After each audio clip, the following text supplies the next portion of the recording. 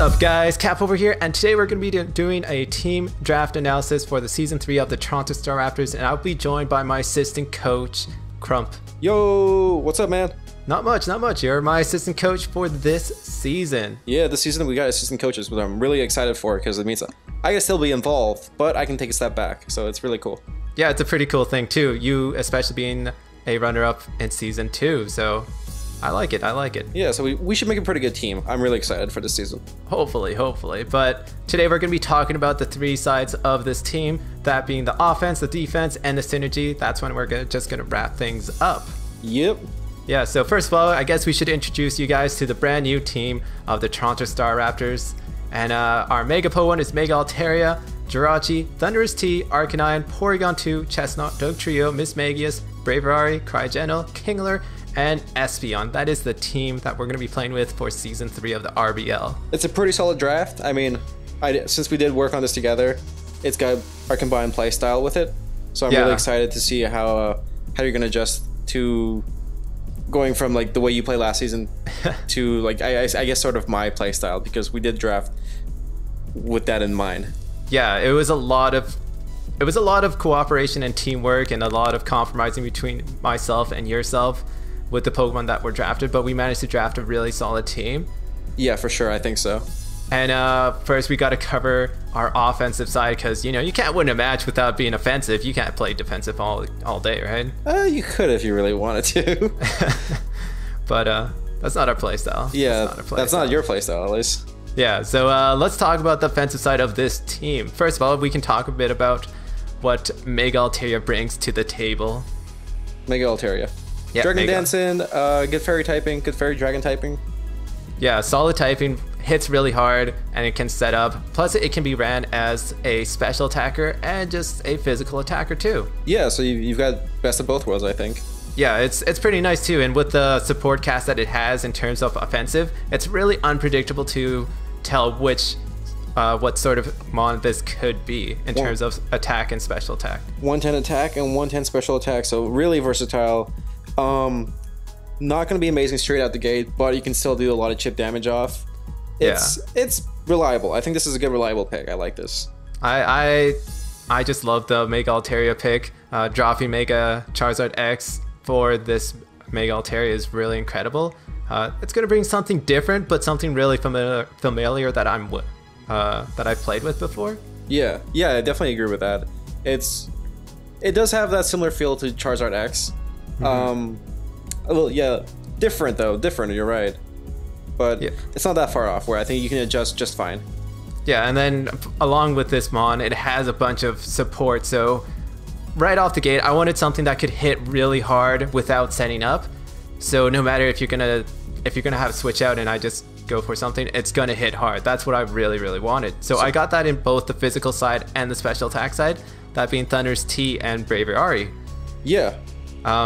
Thunderous T has 145 special attack, Braviary has 123 at a physical attack. So those two guys don't need any setting up. They're just hard hitting right off the gate. Which is really what you need. You need to have those Pokemon that can just glass cannon and just like do their damage and leave the match, really, essentially. They can go down after that, but they need to take down a certain mon that's like a threat to your team. And that's what these guys are for. They take care of that. They can do some wall breaking and get rid of potential threats, as well as sweep if you need them to. Yeah, especially with Thunderous T having things like Nasty Plot, Braviary having access to Defiant, so intimidating. It doesn't really care. Defogging, they're gonna think twice about it. Exactly, like it's some really good offensive Pokemon. I love that. And Miss Magius kind of covering you up as well with some really good coverage. Not the most amazing of special attacks, but really great coverage. Once again, this is another Nasty Plot user too. It also has like you said, really incredible access to like Thunderbolt, a fire attack that slipped my mind. It slipped my mind. Does it get flamethrower or fire blast? No, it gets something else. It's Overheat? No. It's something. Mystic Fire. It's Mystic Fire. Okay, I know it gets Will-O-Wisp, I was gonna say. Yeah, it gets Mystic Fire, so that's Energy something. Ball, Shadow Ball, Psychic. Like, so yeah, some really good attacks. And a 105 speed, I mean, you're not gonna be outspeeding a whole lot of things, but you will be outspeeding the slower mons. Yeah. A lot of bulkier stuff, you'll just run right past them. Yeah, and that's a really important side of offense too. It's like having a team that is fast, but most of my average Pokemon who are offensive are really quick. They're decently fast. They're around the 90s to 110. That's good, because it gives you enough room if you want to scarf them, or I know some of them can learn agility, such as Kingler. And yeah, it keeps your opponent thinking about what kind of set you're running. Yeah, it definitely will keep them guessing on what I'm going to bring in. In terms of offense too, it's really I'm really lucky to have this team because there's so many options that I can bring in every week, and team building already has been so much fun. Yeah, like I really like your offensive power. Even Arcanine has some good stuff there as well. Yeah, Arcanine it can actually be ran as a special attacker in terms of instead of being a attacker mon. Yeah, some really crazy stuff there. Yeah, it actually has like Dragon Pulse and Flamethrower, Fire Blast, as opposed to like Flare Blitz, Volt Tackle. Wild Charge, I think it's Wild Charge. Wild Charge. Volt Tackle's for Pikachu, I think. Yeah, sorry. Yeah. Yeah, no worries. So Wild Charge and, Bulldoze too. Things like that. Yeah, very plus Extreme Speed. I really like Extreme Speed on Arcanine. Yeah. But moving on from your offensive to the defensive, also Arcanine is a really great defensive mon. Oh yeah, with the Will-O-Wisp, Morning Sun, and just being bulky with Intimidate too. Yeah, like that thing. I mean, you can run a Rocky Helmet if you really wanted to and get some extra chip damage. It's really good for that, I think. Yeah, for sure. So, like, Arcanine is definitely an awesome mon to have because it's so versatile, it's so unpredictable. It makes people really have to prepare for each Arcanine. I think Arcanine, Porygon 2, and Chestnut are also going to be doing that. Porygon 2 a bit more because of how bulky we've all seen that thing can do. And if you're not careful enough, that thing can really stall you. Yeah. You could potentially play that game. I could, yeah, definitely. When we went into the UU round, we were looking for the bulky mons. We were looking for the things that just pulled your hair out, and I felt like we did achieve that in terms of drafting the Arcanine, Porygon 2, and Chestnut. Porygon 2 is just an amazing draft. It can be really annoying, but that thing, like, we're talking about reliability, and that thing is honestly one of the most reliable Pokemon. Really great recovery, with obviously really great bulk. Incredible abilities. With your item choices, but yeah, the good ability as well. That being the traceability, I can copy a lot of abilities that a lot of people would not imagine that Porygon 2 would have. So it can make some for fun shenanigans, huh? Yeah, it can actually trade it off for like a natural cure. Natural cure. Natural cure. Intimidator, or just something like that that really would change the match in my favor. Yeah. So, I mean, it can really come clutch when you least expect it to. Yeah. In terms of defense, too, we got to move back to the Mega Altaria, too. Just because Mega Altaria can be ran as a Heal Bell or Roost, Cotton Guard, sort of. Cotton Guard, oh my god. This mon can become so fat, so quick. And so annoying, it really could. Yeah, so, like, La Capitina can totally do that. Oh, yeah. Can totally do that. And that's a really unique part about this team too, is that, when you were looking at first, I was like, well, I need a Heal Beller. Well, Mega Altaria does that, and so does Miss Magius. Miss Magius is actually a Heal Beller too, and so is the Espeon. Yeah, you've got a lot of good support with your defensive Pokemons. Yeah, and it's a unique situation to be in because my walls can last for a long time. A lot of these mons have recovery or Wish or Roost or something that can heal themselves up, some reliable recovery. They've got that support, which is really, really great for your team, especially if you're going to be going those battles that are a long haul. Some battles do end up quick, which is why it's great that you have your offensive, your offensive Pokemon. But for those matches that last super, super long, you're gonna need to have those reliable recovery. We can be like, you know what, man? We're just gonna make this last a long time. I can play that sort of match. Do I really want to? That depends on the team that I'm going against, but it gives me that option, and it's another thing people have to prepare for. Yeah, you definitely want to have that flexible option of, is this going to be like a bulky battle, or is this going to be a fast and quick battle? Yeah, and punch for punch battle. Yeah, you can prepare appropriately and stuff. Yeah. So in terms of my defense, I'm really, really happy with the defense that I have. Yeah, I mean, you've got Chestnut, which I think is, like your defense aren't just offensive. Some of your defensive Pokemons are also equally offensive. Yeah, and they've got Chestnut great does typing as well. Yeah, and Chestnut does have the ×4 weakness to flying, but when you have things like Jirachi, Thundurus, even Arcanine, and those mons floating around, flying is not much of a Mr. Freeze, the Kragonal. I think I think you're really like sure it's got like a huge weakness to flying, but overall your entire team doesn't, which is really important. Yeah, and that means someone might have to waste a move slot for Hidden Power Flying, Aerial Ace, or something like that. Yeah. And my team is okay with having that because, like I said, they're going to have to waste the move slot, which means it's going to free something up for one of my mons to take advantage of. Exactly. It gives you the upper hand. Yeah. So that's always something that, in terms of the defensive side, I felt like we've covered like the recovery, the status healers, the viability on how flexible they are. Oh, I do want to mention Espeon as if we're talking about the defense, because I think we can also kind of pair it up there with support. Oh yeah, It's super supportive with its great abilities, Magic Bounce, and I don't even know the other one, Synchronize, I think? I think it's Synchronize. Yeah, Synchronize. Magic Bounce is definitely the better ability, but that isn't physically bulky or anything, but it is like a very supportive Pokemon. Yeah, having the likes, you can put a light clay on it, run a reflect light screen. It can be a dual screener. Yeah, and it does a really good job as that. Yeah, I would definitely agree. It does some amazing things for your defense. So I think we're just gonna wrap it up with the team synergy right here. Team synergy, you've got that awesome Dragon, Fairy, and Steel combo. Yeah, the 2-mon Fantasy Core. The Fantasy Core. With only 2 mons too, so I guess that's interesting. Yeah, it's literally the Fantasy Core because we got the Dragon, Fairy, Steel, Psychic. Yeah, the Altaria and the Jirachi. I don't know if that counts as the Fantasy Core, but we'll count it.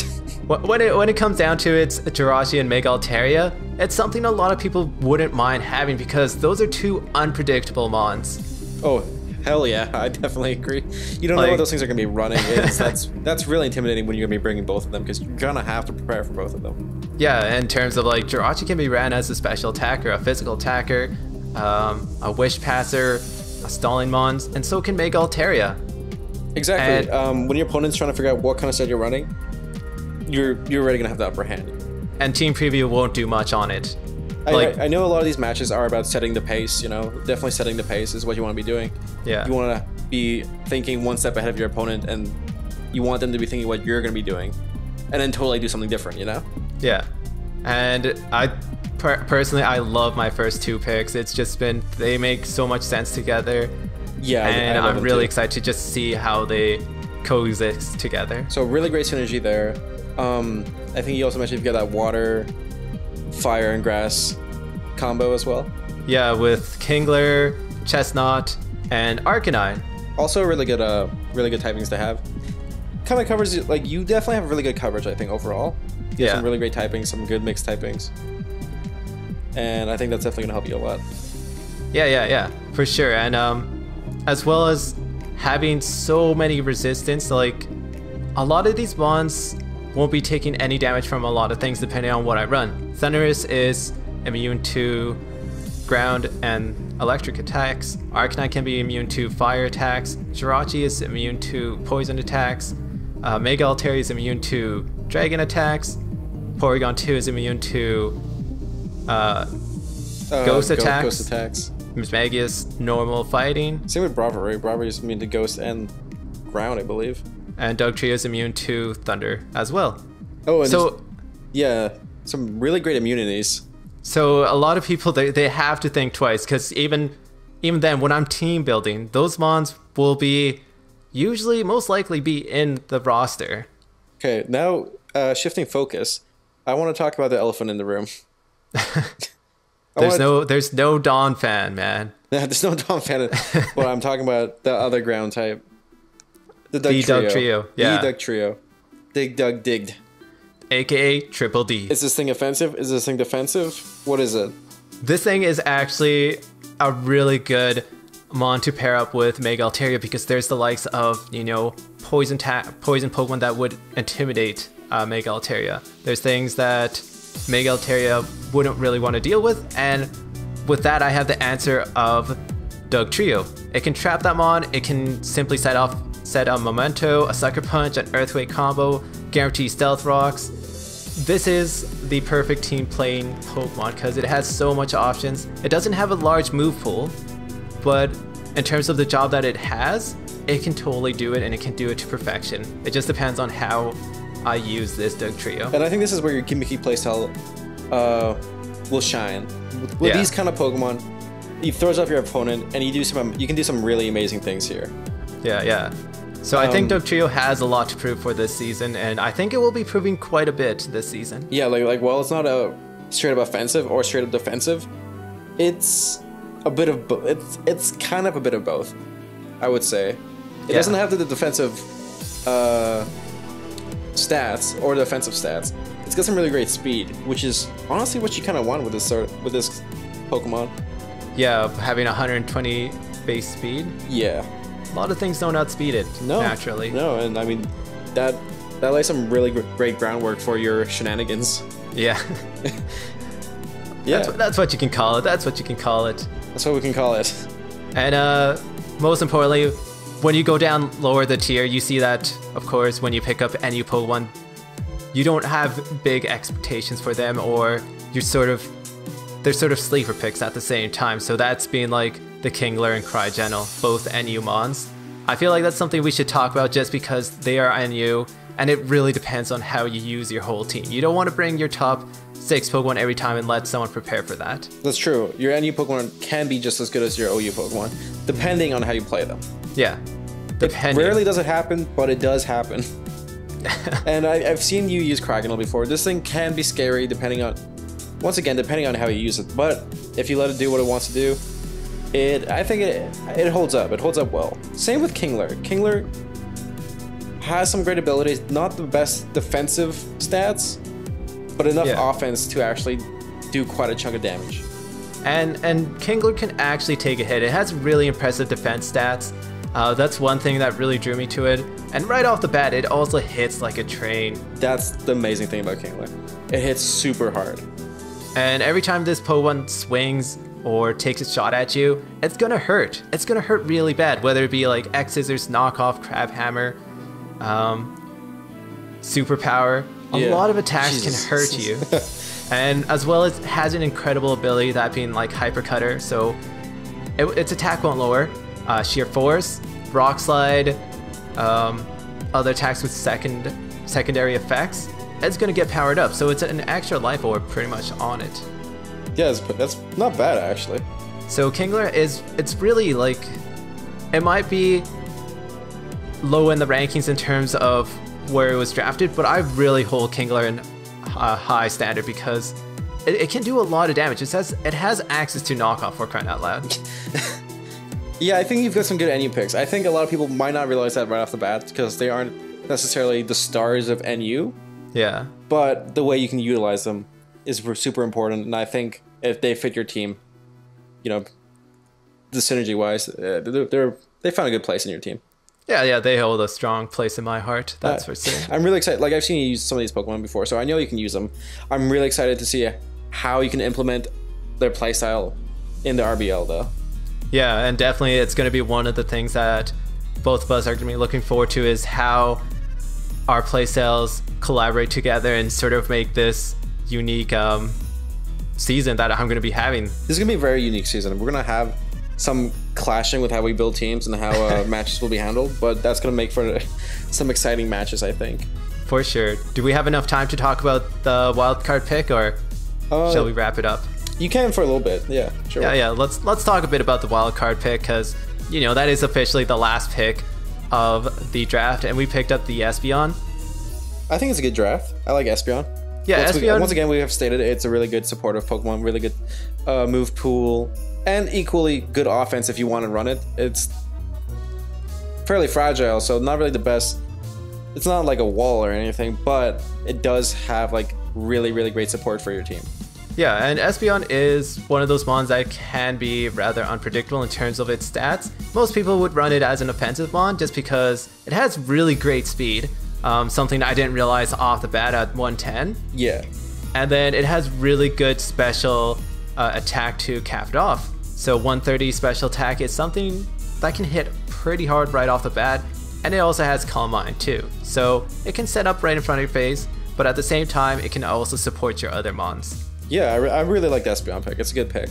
Yeah, definitely picking up this Espeon was something that my team, it didn't thirst for it, but it was something that it really found refreshing for this team. It gave another dimension to the team that I perhaps didn't see at the end of the game, at the end of the draft. Yeah, I definitely agree with that statement. It's not really the Pokemon you need, I would think. Yeah. Looking at the rest of your team, you definitely have Pokemon that can do similar things, but it does some very unique things, you know, like at the same time, you know? Yeah. The screens is essentially one of my favorite things about it. And most importantly, it makes people think twice about setting up those stealth rocks. Yeah, that as well. Having getting into some mind games and stuff is always really fun. Really fun stuff there. But anyways, I think we should wrap it up there. What do you think? Yes. So by the time this video does come out, however, when it does come out, the season has already started. It started officially on January 7th. That's when the schedule was up. And sadly for us, we just are really good at procrastinating. We've had some technical difficulties, if I can say that. Yeah, if you can say that. But if you guys do like this video, be sure to show your support and like that video. If you want to see more of these videos, subscribe. And if you want to put your thoughts down, put it down in the comment section down below. And if you guys want to see more of the RBL, all the links are going to be in the description down below. You can check it out. I recommend that you subscribe to the subreddit. There's a lot of things that are happening over there. Everyone wants to interact with everyone, and it's a really great community to get involved with. Yeah. So with that, this is Cap and Crump signing off. Bye.